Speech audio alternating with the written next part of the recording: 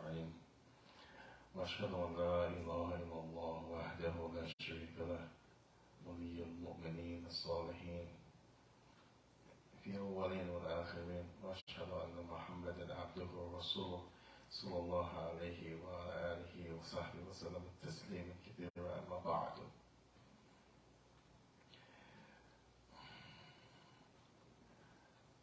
Yesterday we started the book of Shaikh al-Islam Muhammad ibn Abdul-Wahaab. Shaikh al-Islam Muhammad ibn Abdul-Wahaab ibn Sulaiman al-Tamim al-Najdi rahimahullah ta'ala هو كتاب الكبائر. يعرف الشيخ الإسلام محمد عبد الوهاب رحمه الله تعالى. And we took the explanation for the Shaikh الإمام ومحدث شيخ الرزاق بن عبد المحسن البدر حفظهم الله. May Allah subhanahu wa ta'ala bless, protect, preserve both of them. يجزيهما عن الإسلام والمسلمين, and give them a great reward for their contributions towards the deen of Allah wa ta'ala and what they benefit the Muslims with. Ameen. Just going over those points again, make sure that I didn't miss anything. Plus I took the recording down because I didn't like how it sounded. One of them actually had no sound, so Allah Mustan, hospital on it, Mawakir. And we still in trouble to about water out at 7 o'clock. Then we'll do day 2, because yesterday was day 1 of the night of faith.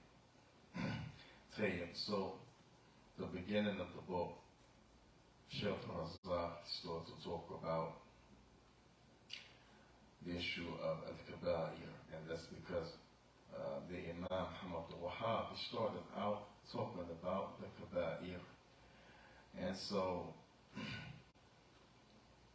Allah Ta'ala in his book, he mentioned the term Kaba'ir, and he mentioned Kabira. Kabira or Kaba'ir have the same meaning, something that's great. But Kaba'ir, as the ulama explained, it's a form to emphasize the greatness of that thing that's big. So Kabir means big, Kaba'ir means major, like this. And so both Kabira, something that's a big sin, and Kaba'ir is in the same category, but Kaba'ir is greater than Kabir. And then you have the greatest of the Kaba'ir, which is Akibaru Kaba'ir. So the levels. That's Kabir, something's big. It's a big sin. It's a big deal. It's a big good deed. Then you have Kaba'ir. It's a major sin. And then you have Akbaru Kaba'ir, Akbaru Kaba'iri, the greatest of those major sins. And these are the levels. So Shaykh al-Razak started by talking about, and I'm just paraphrasing, I'm going to mention some points detail, but I'm going to just try to summarize quickly. So the Shaykh, he mentioned, Shaykh al-Razak, as he was explaining in the introduction, he said, Allah Ta'ala created us to worship Him, Ta'ala. And just as ulama have written books to explain the worship, the iman, the belief, the ta'ah, the obedience to Allah, وَعَمَلُ الصَّالِحِ, righteous deeds, he said they also wrote books to talk about ma'asi, disobedience to Allah, as-sayyi'at, bad deeds, and that which is from the things that Lord prohibited. He said both of them داخلا في الإيمان. Both of them are issues of Iman. So that's the first point. It's very important. Sometimes we think of worship, salah, siyam, zakah, hajj. We think of these things when we talk about Iman. Iman, meaning belief, billahi, in Allah, wa malaikatihi, His angels, wa kutubihi, wa rusulihi, His books and messengers, wa yawm al-akhiri, believe in the last day. But we don't think about the issue of what is prohibited in sin as being an issue of Iman. It's Iman, as the Shaikh Abdul-Wahaab mentioned. So he says, so just as the ulama يعرف الكتب يبين طاعة الله وعمل الصالح يبين الكتب في ما حرمه تبارك وتعالى وما نهى الله عز وجل عنه. This is the same reason they wrote books about what's haram, what you stay away from, just as they wrote books about what you should do and what you should be encouraged towards, because both of them are from Imam. Now, both of them are from Imam. Then he mentioned, as Imam Abdul-Wahaab mentioned in his book, Bismillah ar-Rahman ar-Rahim, in تجتنبوا كبائر ما تنهون عنه يكفر عنكم سيئاتكم ويدخلكم مدخلا كريما.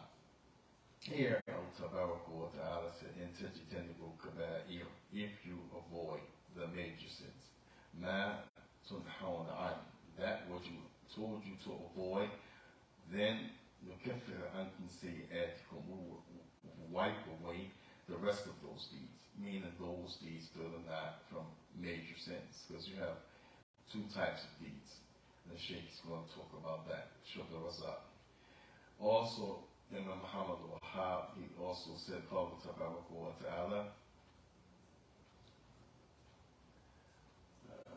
والذين يجتنبون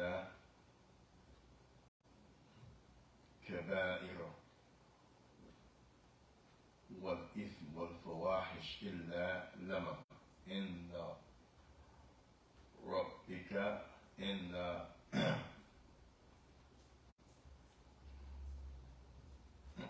تبارك وتعالى said, and those who avoid كبائر والذين يجتنبون كبائر والإثم والفواحش, and those who avoid three things, the kaba'ir, number one, then what's ithm and what's fawahish. So ithm could be minor, while kaba'ir is major, and then you have fawahish. And what's normally fawahish is talking about private parts. Sometimes fawahish has other meanings. Sometimes it has other meanings. But here, it's talking about private parts or things that are related to the private parts. Fawahish is plural for fahisha. Fahisha, that which is indecent. Fawahish, those indecencies. So these two ayahs, the Shaykh Abdul-Wahaab, he said, this is how you know the deeds are of two types, kaba'ir wa saga'ir. Now, kaba'ir wa saga'ir, major and minor, because of the first ayah, Allah said kaba'ir, and the second ayah, Allah said kaba'ir, but he mentioned ithm, which could be understood as that which is major or minor, and then he said fawahish, which is also major, and then he said illa lamam, and Allah Azza wa Jal mentioned lamam here means the saga'ir, the minor sins. Now lamam is the saga'ir. So this Shaykh Abdul-Wahaab explained why Shaykh Islam Abdul-Wahaab brought these two ayahs at the beginning of his major sins to show that the concept comes from the Book of Allah and the Sunnah of His Messenger, and that sins are two types, major and minor. Shaykh Razaki also mentioned that this ayat, the first ayat where Allah said, وَنُدْخِلُكُمْ مُدْخَلًا كَرِيمًا, that this it shows you the greatness, the power of the kaba'ir, that if you avoid it, not only Allah will wipe away your other sins, but you will be able to enter into a noble entry, meaning paradise. May Allah give us a noble entry. I mean, tell you. He also mentioned Shaykh Abdul-Wahaab, the hadith of the Prophet ﷺ, when he said the hadith, where the Prophet ﷺ, he mentioned, Allah unabbi'ukum bi-akbar kabair, shall not tell you, inform you of the greatest of major sins. Shaykh al-Razaki said this is a style that it helps to capture the person that you're talking to. The Prophet ﷺ mentioned this, the Prophet mentioned this statement. It's also to make the person pay attention, because it's asking them something in order to capture their attention, to get their minds involved in the subject matter.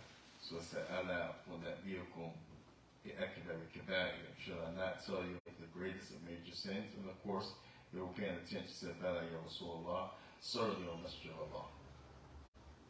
So then the Prophet ﷺ, he said, Ishraq billah, Ishraq billahi tabaraka wa ta'ala, wa aquq al-walidaini.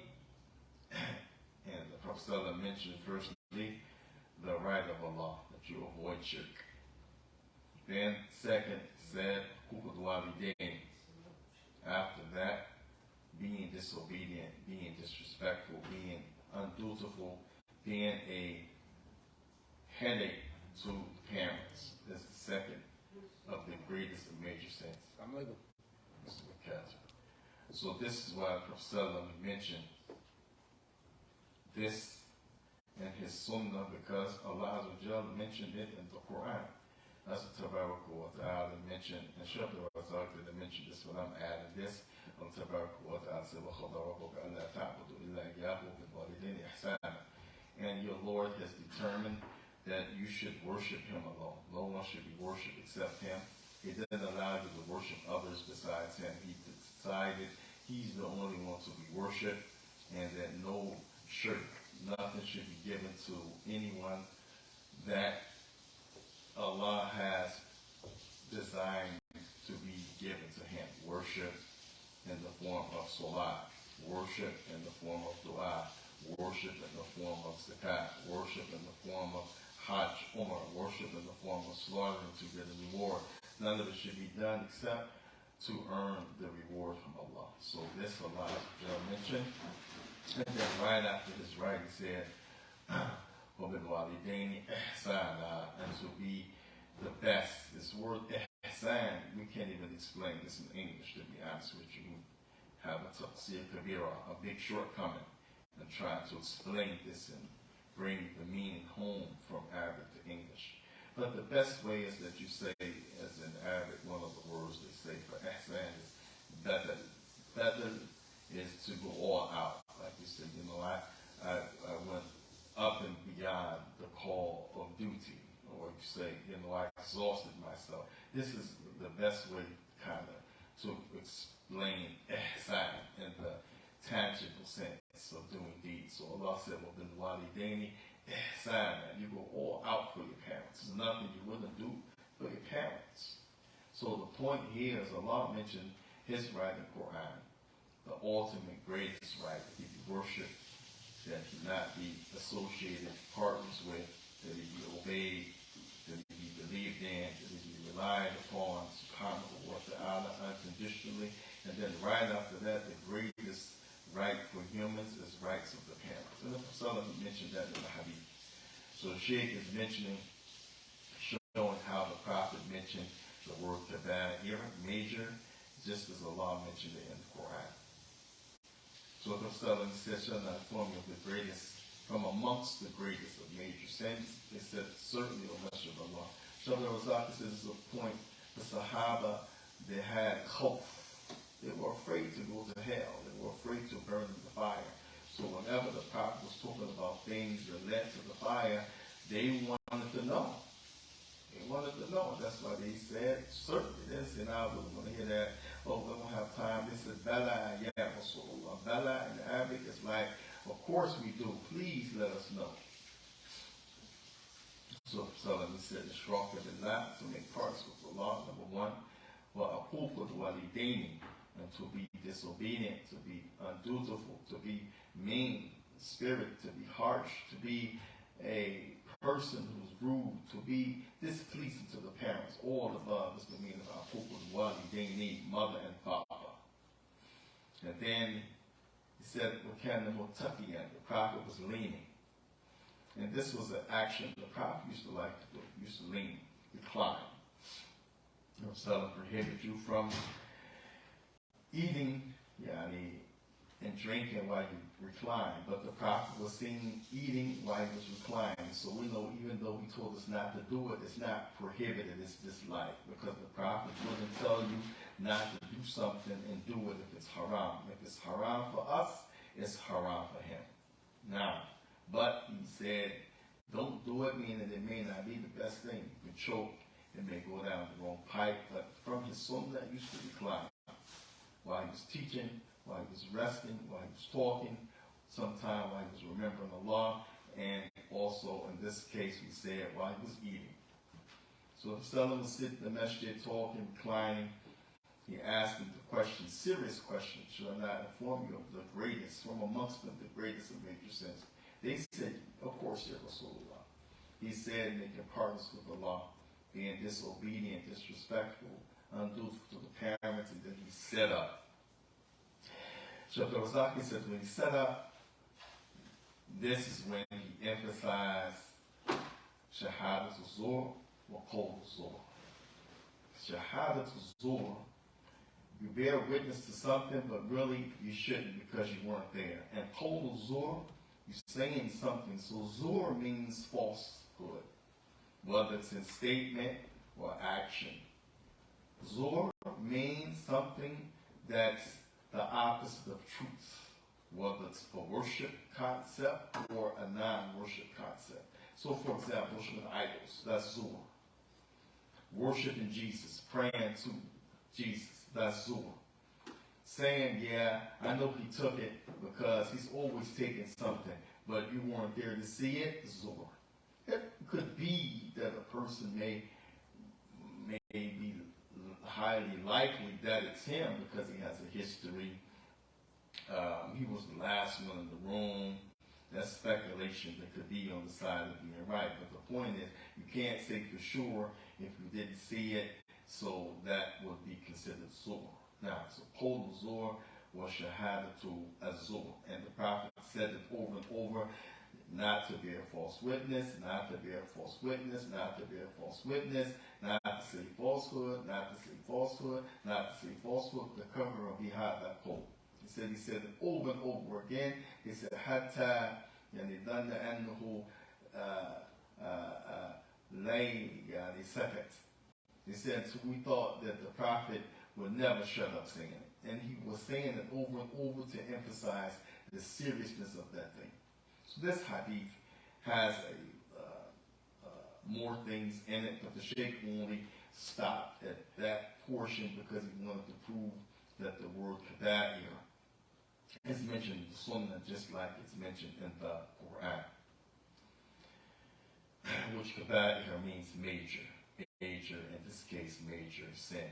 Allah Ta'ala. Shaykh al-Razak also mentioned that Sheikh Muhammad ibn Abdul-Wahaab, when he talked about this issue of the major sins, kaba'ir,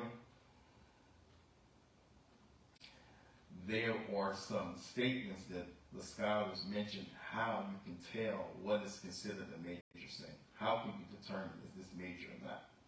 One of them, they said, if there is wa'id, in kana yu'aliqu laha al-wa'id. If that action, Allah connects to it something that's a punishment or a threat of being punished, then you know, okay, that's a major sin. So, for example, Allah Ta'ala, he mentions, if you do this, Allahu alayhim, Allah will be angry with them. Then you know Allah being angry with that action that's associated with the anger, it's a major sin.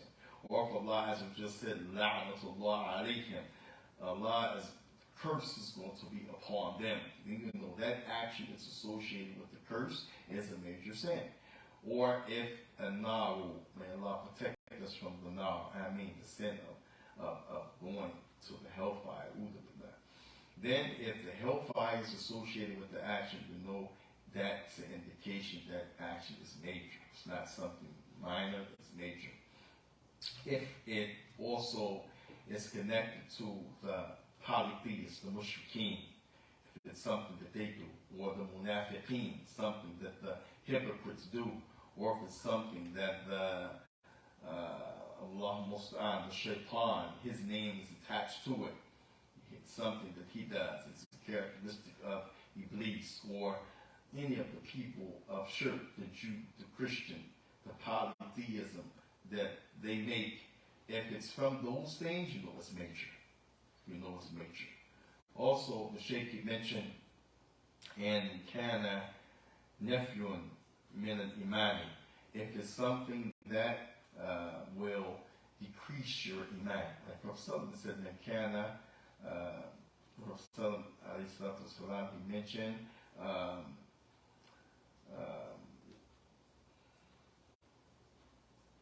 لا يسني زان حينما يسني وهو مؤمن ولا يشرق ولا يسرق ولا يسرق سارق حينما يسرق ولا يسرق سارق حينما يسرق وهو مؤمن ولا يشرب خمرا حينما يشرب وهو مؤمن.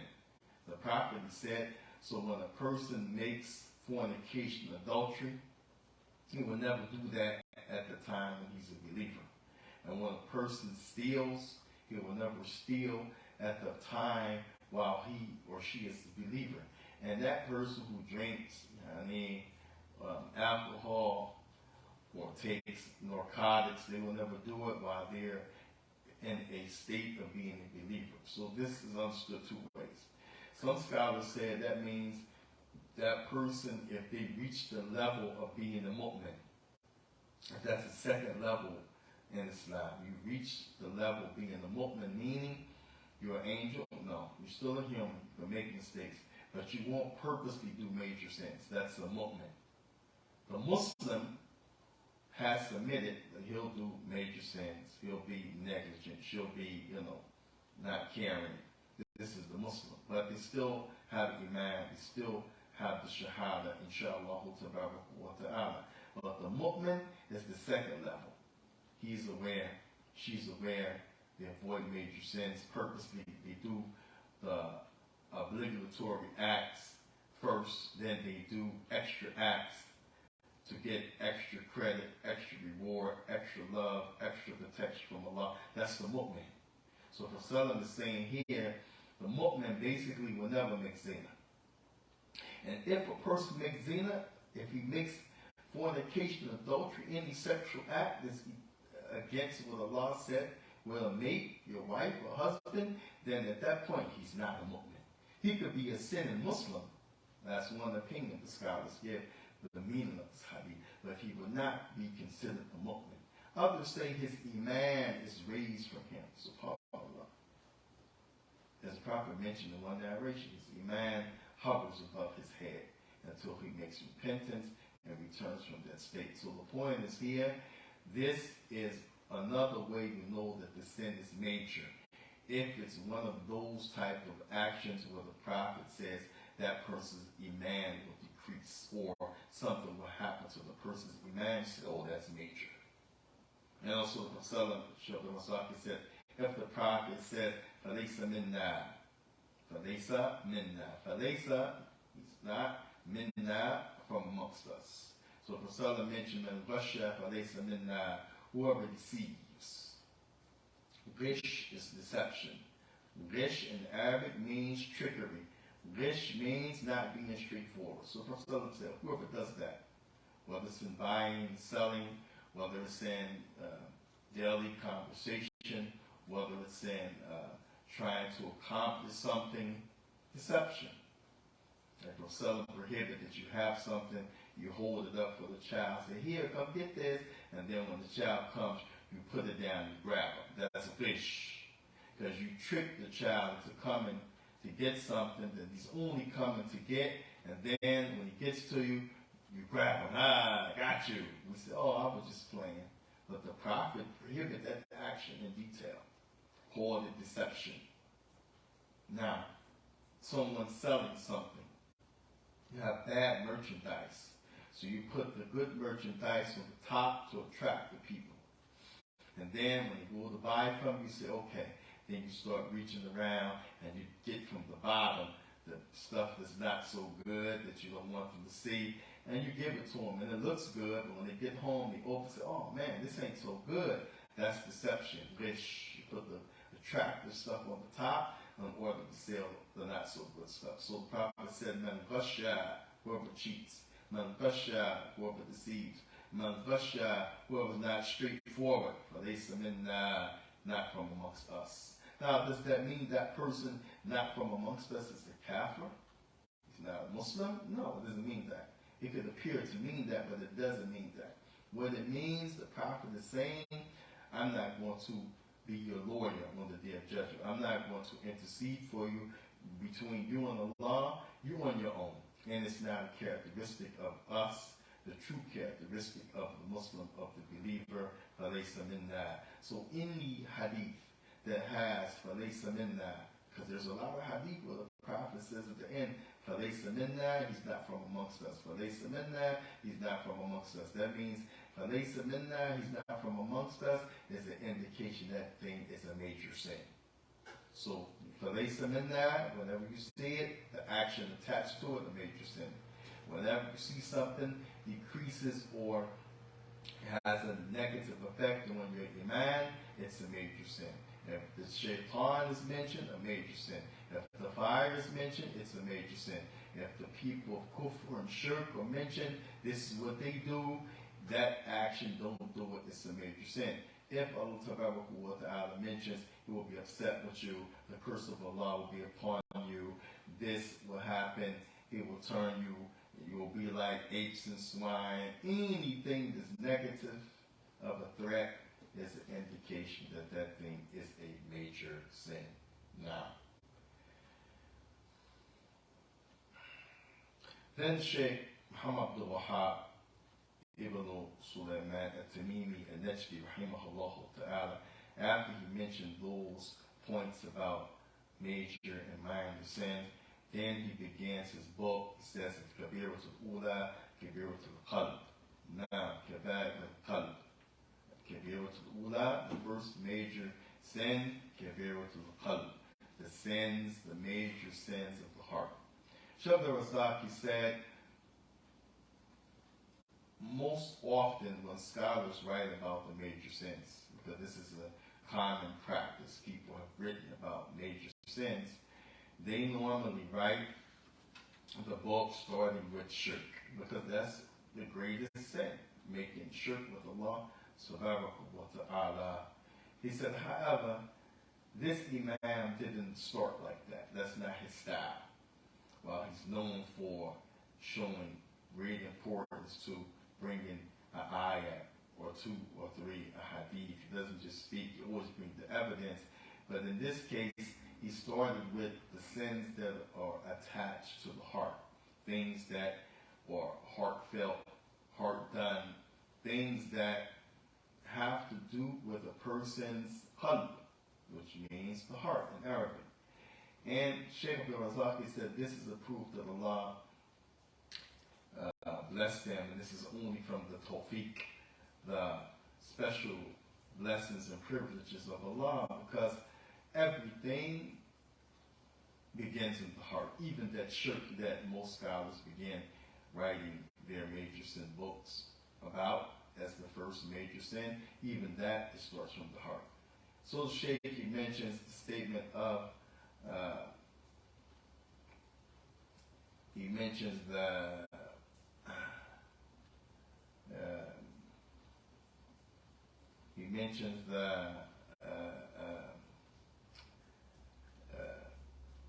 Shaikh, he mentions the hadith of the Prophet Sallallahu Alaihi Wasallam, the hadith of Abi Hurairah, which is in the Bukhari and Muslim, where the Prophet Sallallahu actually, Astaghfirullah, it's in the Sahih Muslim and Sunan Abi Dawud, it's not in Bukhari. It's a slip of the tongue. It's in the Sahih of Imam Muslim, Sunan Abi Dawud, and others.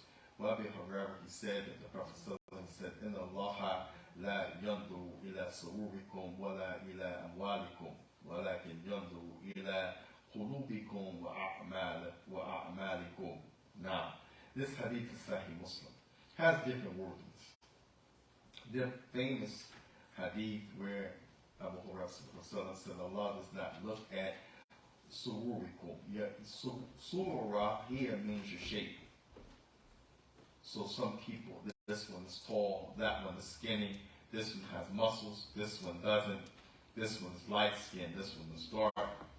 Oh, he has curly hair. Oh, she's shaped like this. That's what humans look at. Prophet said, "In Allah la yanzur ila sururikum." He doesn't look at your shapes, your forms, hiyatikum, ajsamakum, your bodies. He's not concerned with that. Wala ila amwalikum. He doesn't look at what you have, whether it's money, houses, property, animals, cattle, investment, gold, silver. Allah, he doesn't look at that. The Prophet, he said, وَلَكِنْ يَنْظُرُ إِلَىٰ قُلُوبِكُمْ وَأَعْمَالِكُم. But he's concerned with, alaykum salam, he looks at your heart and your deeds.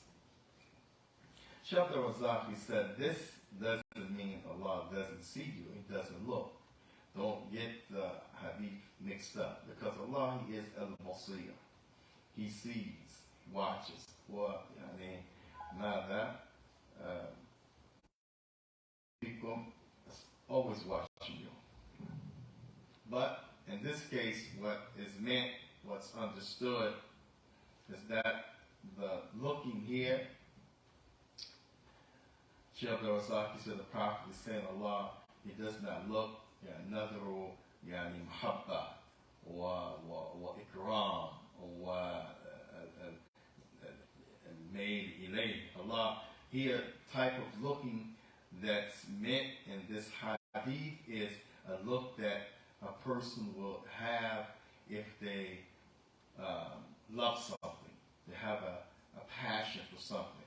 They deem something to be valuable.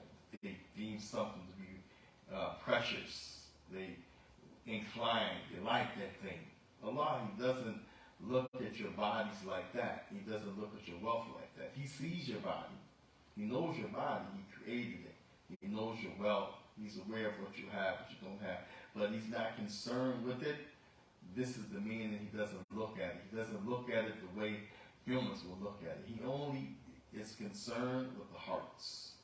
He will only look into what's in a person's heart. What type of deeds the person has, good or bad. Kabir, major, kabair, or sagair, minor. Is it ithm, sinful? Is it fawahish? Is it sexual? Is it kadab? Is it lying? Is it siddiq? Is it truthful? Like this. So the Imam Abdul-Wahaab brought this hadith to prove that the first point he wanted to make was the sins of the heart. And this is because Allah is going to deal firstly and look at firstly a person's heart and then his deeds. Shaykh al-Razak said also in the hadith of Nu'man ibn Bashir radiyallahu ta'ala anhu, which is in the Sahih of both al-Bukhari and Muslim, the last part of the hadith, the Prophet said, Allah inna fil jasadi mudghah idha صلحت جسد كله وإذا فسد فسدت جسد كله ألا وهي القلب. Prophet Sallam said, isn't there in the body mubqa? Shaykh Abdul-Wahaab, Hafidullah, he said, mubqa, what is this? He said, mubqa هو قطعة صغيرة جدا في الجسد. It is a very small piece of meat, flesh in the body. He said that when you look at a person's body, the heart is very small. So in Arabic, يعني قطعة صغيرة. This is the Prophet described the heart, mubqa, as that word mubqa means a very small piece of flesh. Shaykh al-Razaqi said, مع أنها صغيرة جدا كذلك هو أخطر شيء في الجسم. هو أخطر شيء في الجسم. He said that while it's the smallest, very small piece of flesh in the body, it's the most dangerous part of the body. It's one of the most smallest things that has to do with the body, while the importance and the danger of that piece of flesh is greater than its smallness in the body. So here, Allah Ta'ala also mentioned, as it relates to this issue in the Quran, the heart, and here the Prophet has mentioned it in the Hadith. And Shaykh Abdul-Wahaab brought this Hadith to show the sins, everything, all of the people's thoughts, actions, deeds starts with the heart. As Shaykh Abdul-Wahaab said, فَيُبَيِّنْ هذا حديث أن أساس هو القلب. This hadith proves that the basis for everything, its starting point, is the heart. Now, Shaikh went on after that to mention the issue of al-kibr. Al-kibr or ماذا والأجب. So you have 1 and 2. كبيرة يعني ماذا أولى الكبر والثاني الأجب, from the sins of the heart. Shaikh mentioned the statement, Shaykh Islam Taymiyyah mentioned the statement of the Prophet sallallahu alaihi wasallam, and mentioned لا يدخل الجنة من كان في قلبه مثقال ذرة من الكبر. Hadith in Sahih Muslim on part of Allah ibn Mas'ud.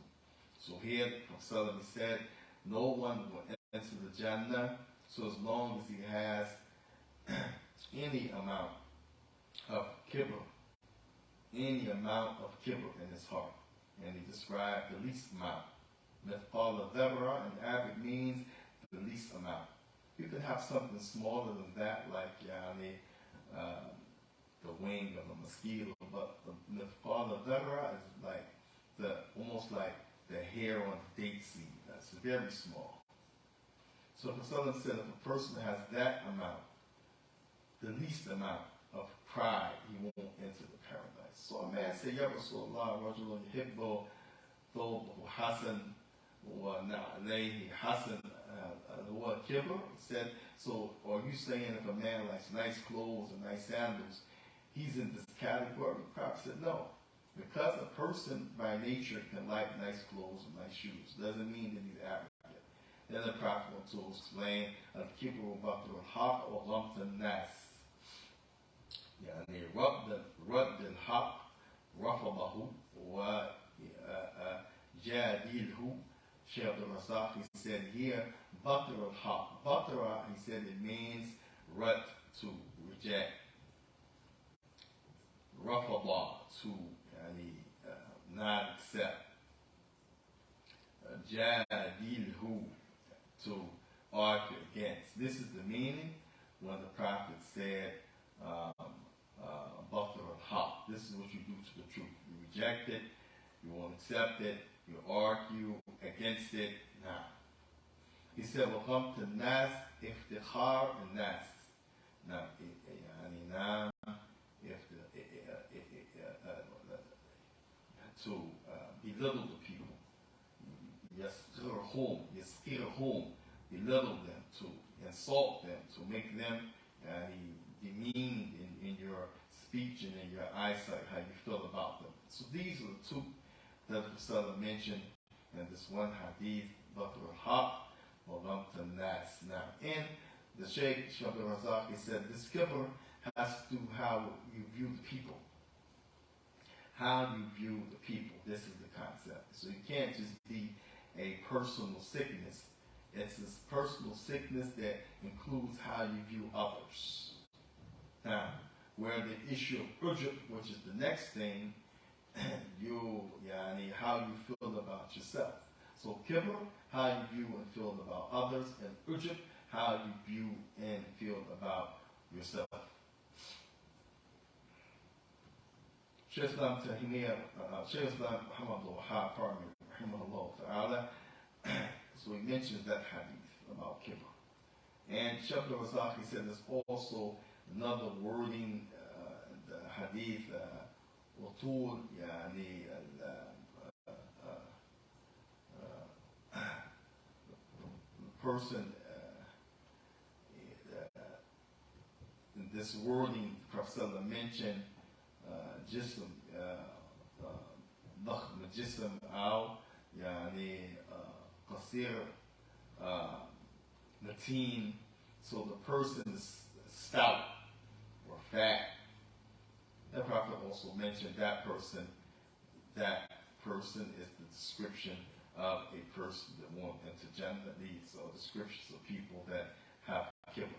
And we'll explain, it doesn't mean merely someone is stocky or fat, he's going to hell. But the Prophet is saying this in the hadith because during that time, people who were fat, who were stocky, they were viewed to be the wealthy. Fat and stocky was a sign of fluency, that you can eat, you have wealth. And skinny was a sign that you're poor and you're weak. So that was a description of people that would reject truth and look down on people. Most you will see, and those people were fluent, they were fat, always eating, and this doesn't mean if you eat or if you're fat, you have to be considered a person of kibr, but in that culture during that time, that's what you found, and that's what the Prophet described them, not saying all of them, but this was a description of those people that were being arrogant. They were, in fact, some of them had a description of being heavy-set, fat, because they were affluent, they were eating a lot, and thus this was their description physically. And spiritually and also as related to society. Now,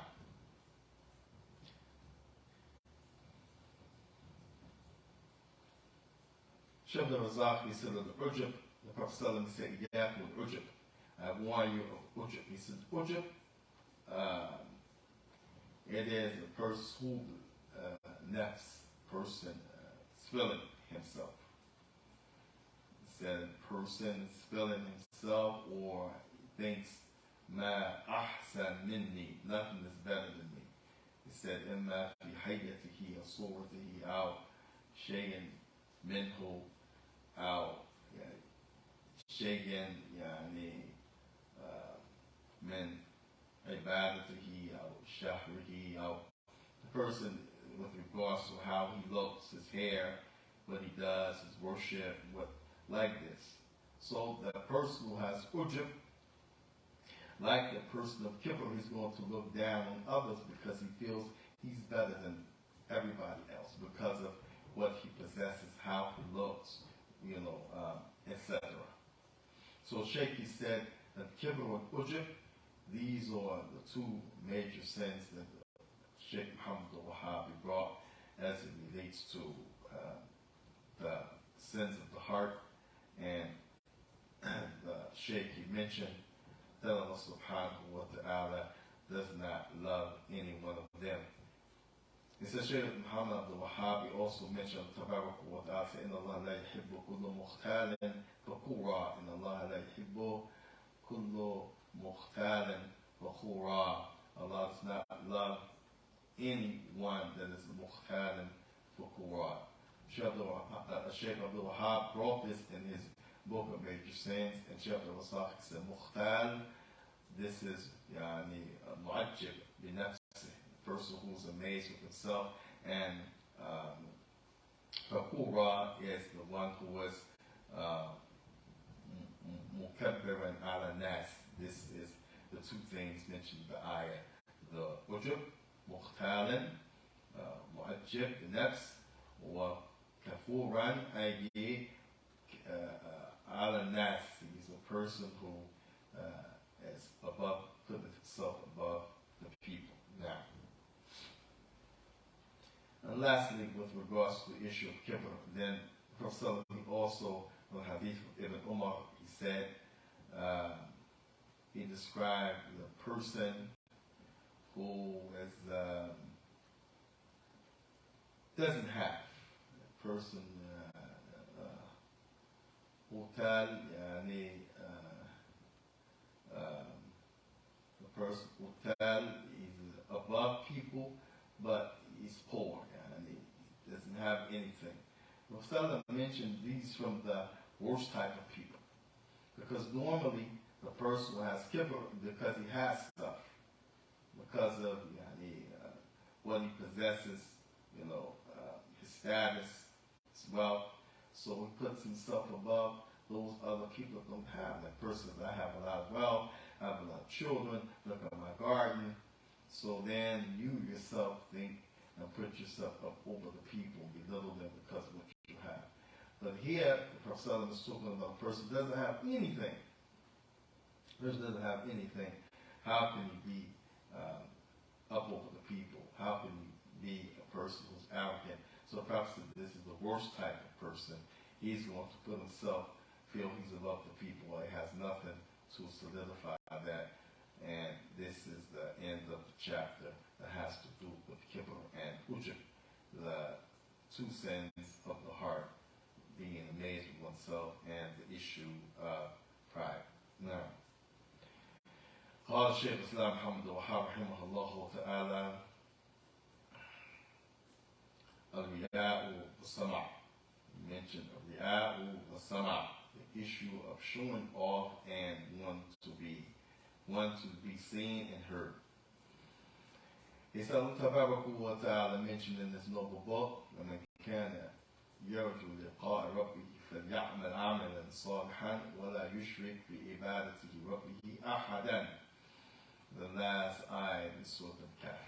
Allah Tabaraka wa Ta'ala, he said, مَنْ كَانَ يَرْجُو لِقَاءَ رَبِّهِ, whoever wishes for the liqa Rabbihi, meaning to meet Allah yawm al-qiyamah, فَلْيَعْمَلْ عَمِلًا صَالِحًا, let him do righteous deeds. Shaykh Razak said, فَلْيَعْمَلْ عَمِلًا صَالِحًا sunnah, الذي يوافق سنة رسول الله صلى الله عليه وسلم, ولا يشرك بعبادته ربه أحدا, let him not make shirk with anyone to his Lord.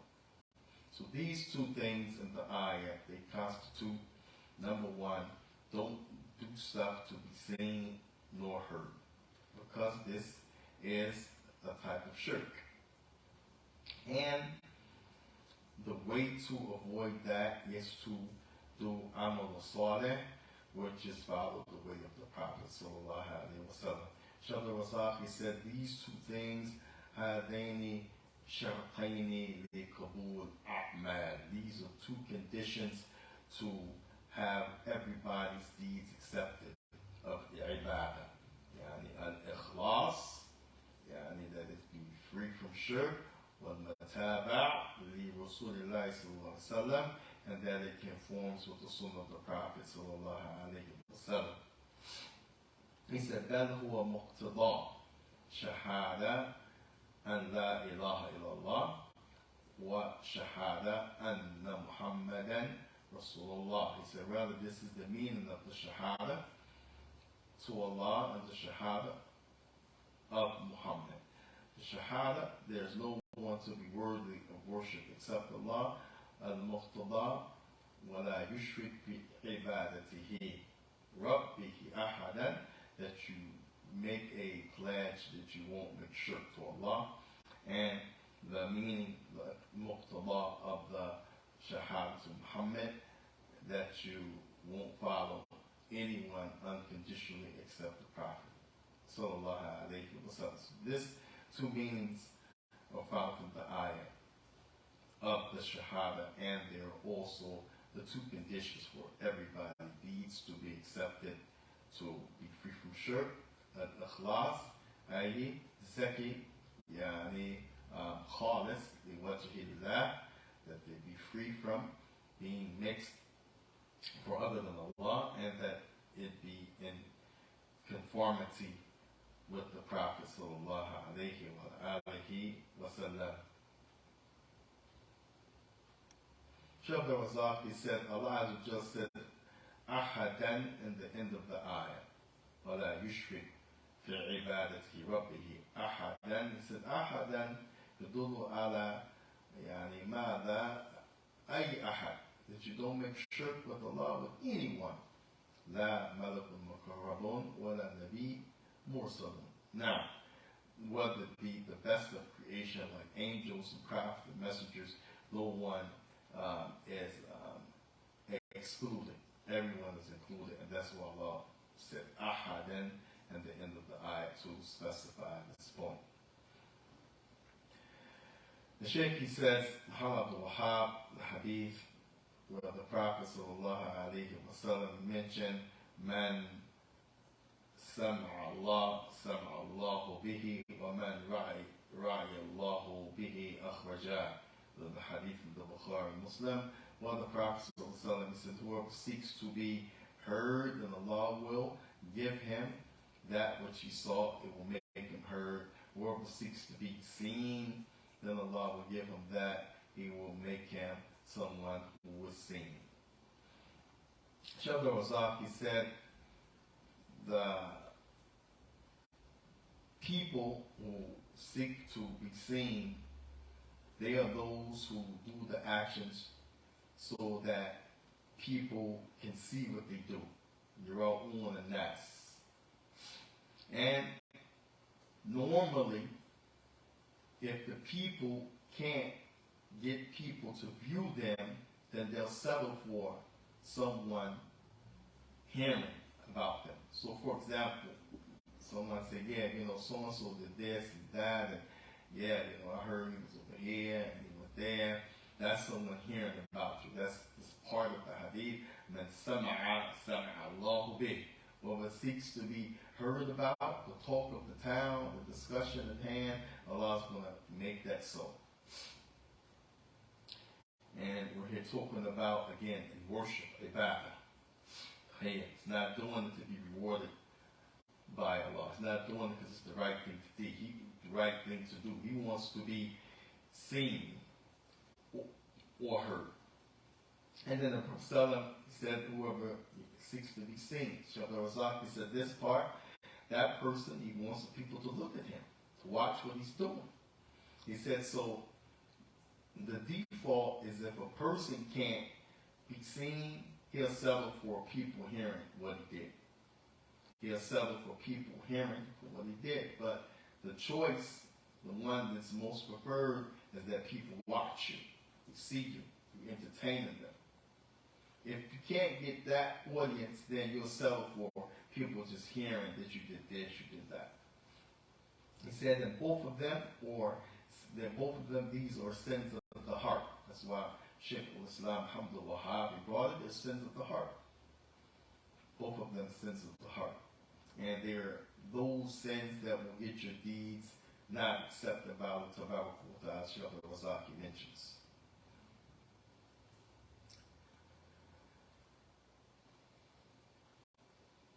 Shaykh Abdul-Wahaab said, from amongst the likes of this, the example of the three people who did those great deeds in the Hadith al-Qudsi. And the Prophet ﷺ mentioned one of them was a mujahid, istushhid. lillahi tabaraka wa ta'ala. He sought to be killed in the path of Allah. He sought to go out fighting as a soldier on the battlefield. Another one, كان قارئ عالم علم الناس القرآن والعلم. Another one who used to teach the people the Quran. He was a famous professional reciter of the Quran. He was a person of ilm. And he learned it to teach the people. He stated. Then there was a man who was very wealthy, كان رجل كريم جواد, very giving, very free with his wealth, helping people. And he said he did that to earn the reward from Allah. So Allah said, on the day of judgment, He's going to bring these three examples.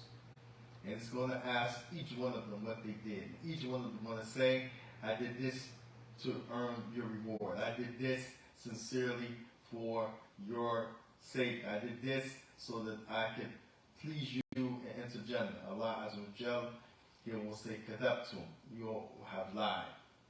He said, you did, number one, the one who fought, so people will say, Kana Shaja. He was brave, that man was tough, he could fight. He said, and you got what you strove for, because they said that about you.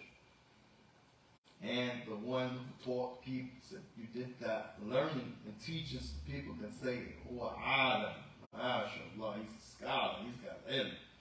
And you got that because they praised you. And the other, you did it so people can say, oh, I thought Rajulun Jawad, oh, that man is so generous, man, he gives so much wealth, I can't believe it, man. And you got that. You did it for that reason, and they praised you. Then Allah Azza wa Jalla will tell the angel to drag them on their faces, Habahum, Yulqiyahum, Finnar. Now, Allah Musta'an, drag them on their face, throw them into the fire.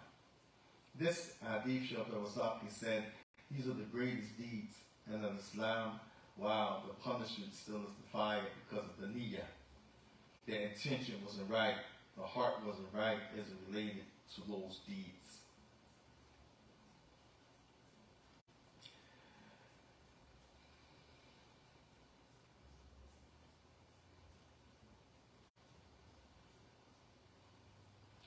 Therefore, Shaykh al-Zaki said, Allah Azza wa Jalla on the day of judgment, He will tell the people, in one wording, said, فَضَحَّهَا Allah. Allah will expose you in front of all of the creation. Nobody likes to be exposed. Very true. Another narration says, Allah Ta'ala will tell the people, اذهبوا إلى من كنتم أعمال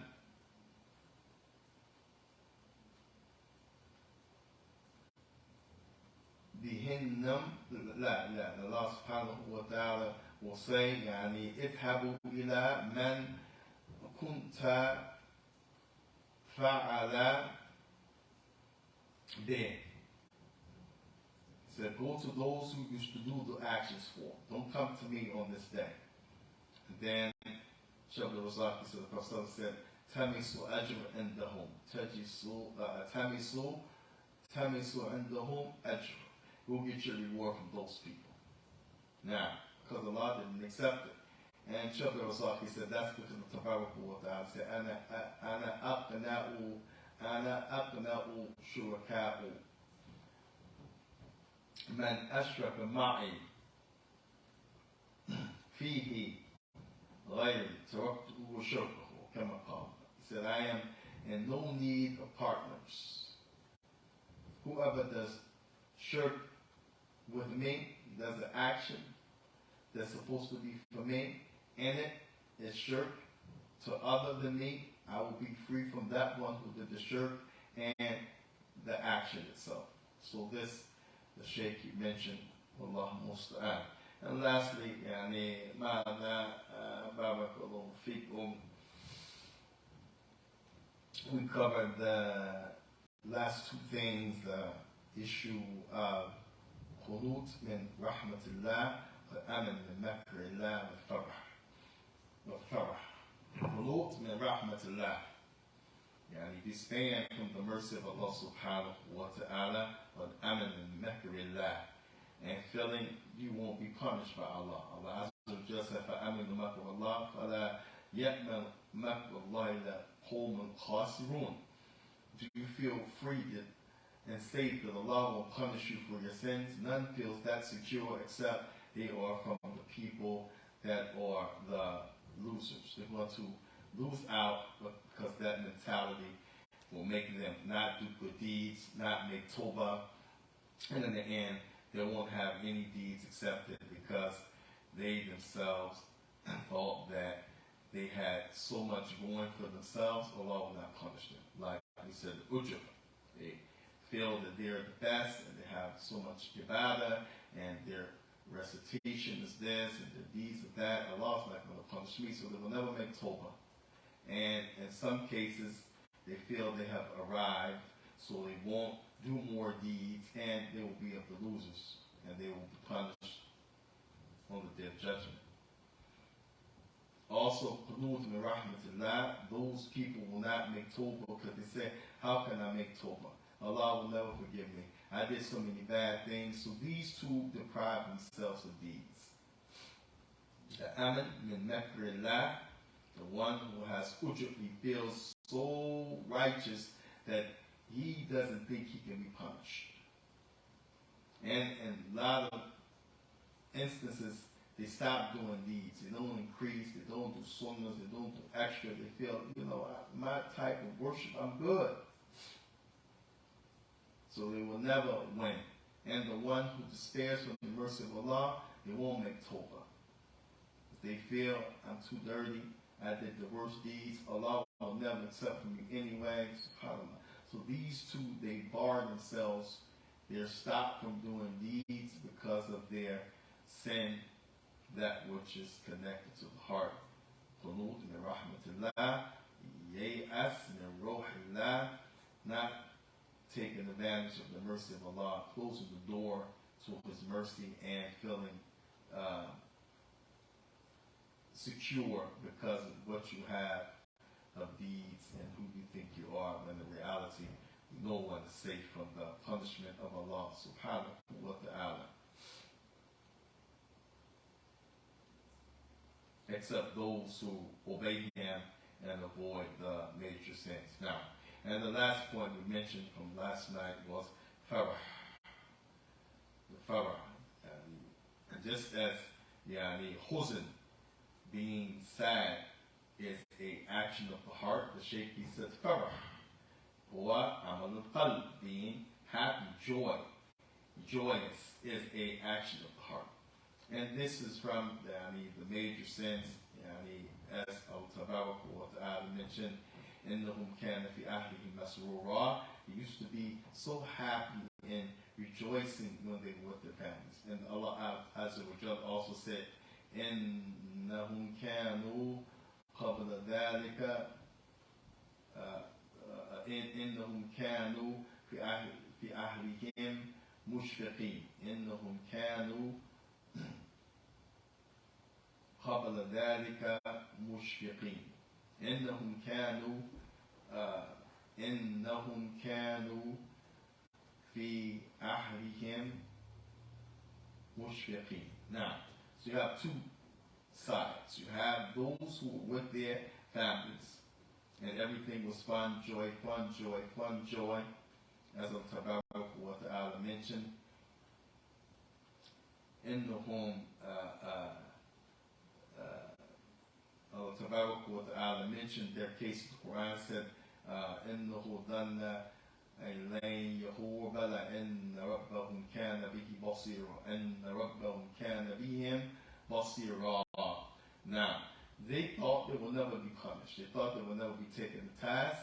They just had fun, no matter what the case was. They just enjoyed, whether it was halal, haram. The main thing for them, fun, joy, good time. They didn't think about the hereafter. With the other group, إِنَّهُمْ كَانُوا قَبْلَ ذَلِكَ مُشْفِقِينَ. They used to be people who used to think about the hereafter. used to be fearful of Allah Ta'ala. Although they were with their family, it didn't prevent them from staying in the mindset of you have limits. You can't just have fun. So Shaykh Abdul-Wahaab, he said here, farah, joy is of two types. Farah mutlaq, absolute joy, that means whatever, just have fun. And then you have mutlaq, and you have farah mutlaq, and farahu, yani mutlaq, absolute joy, no matter what it is, just have fun. And then you have farahu muqayyid, a restricted type of joy and fun. So the restricted type of joy and fun is in two categories. He said one is that which a person will have that joy connected to something that Allah gives them worldly.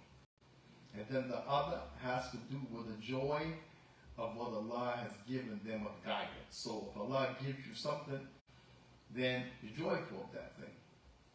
And then you have joy of being upon istiqamah, upon Islam, having ibadah, being the personal sunnah like this. So those two that are restricted, Allah Ta'ala talks about both of them as it relates to this type of joy is okay.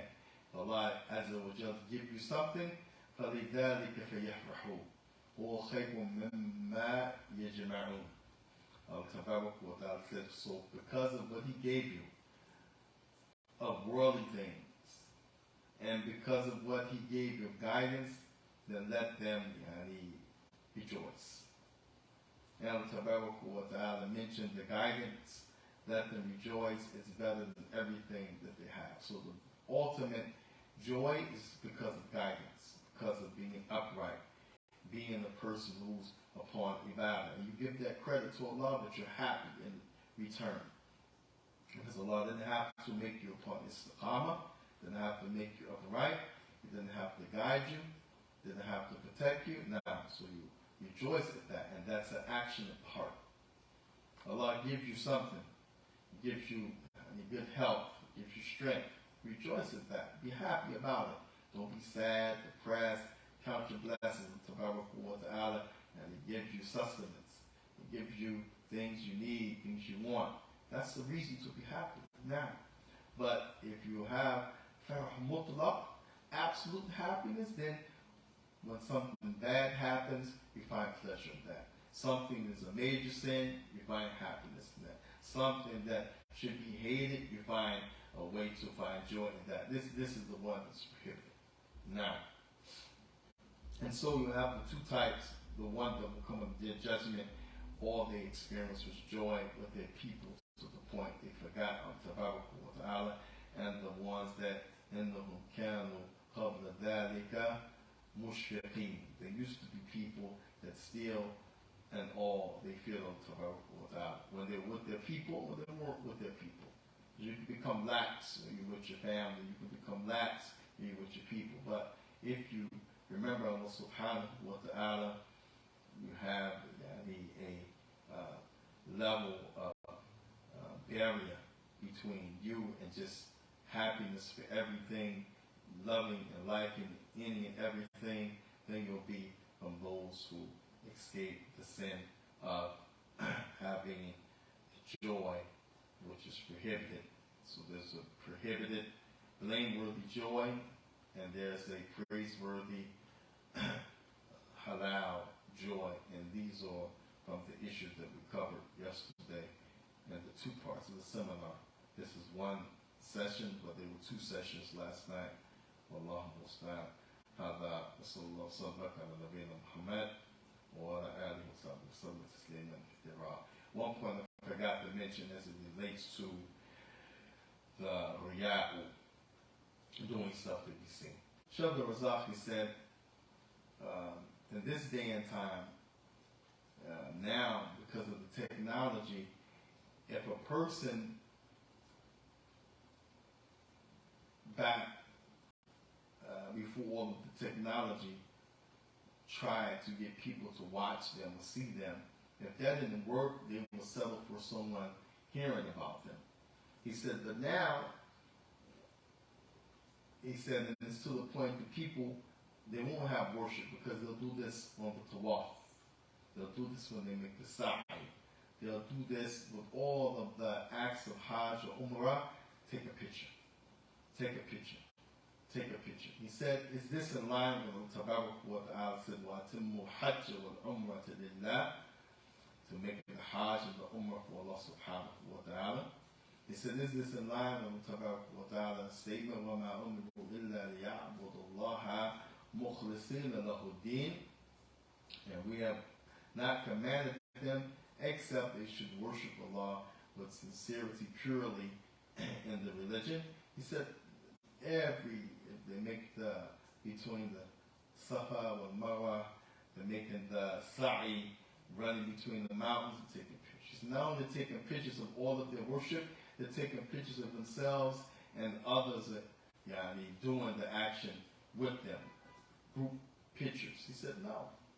He said, so this is an example of how subtle the issue of doing actions of worship can turn into, I want people to see me.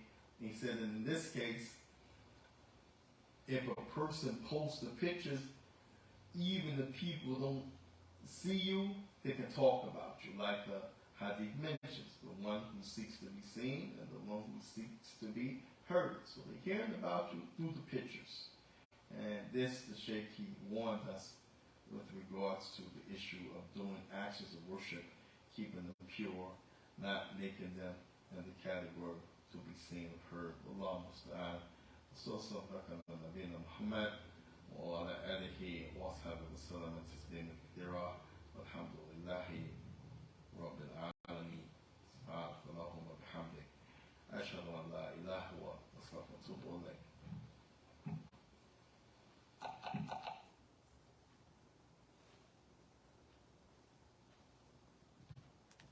7:13 p.m.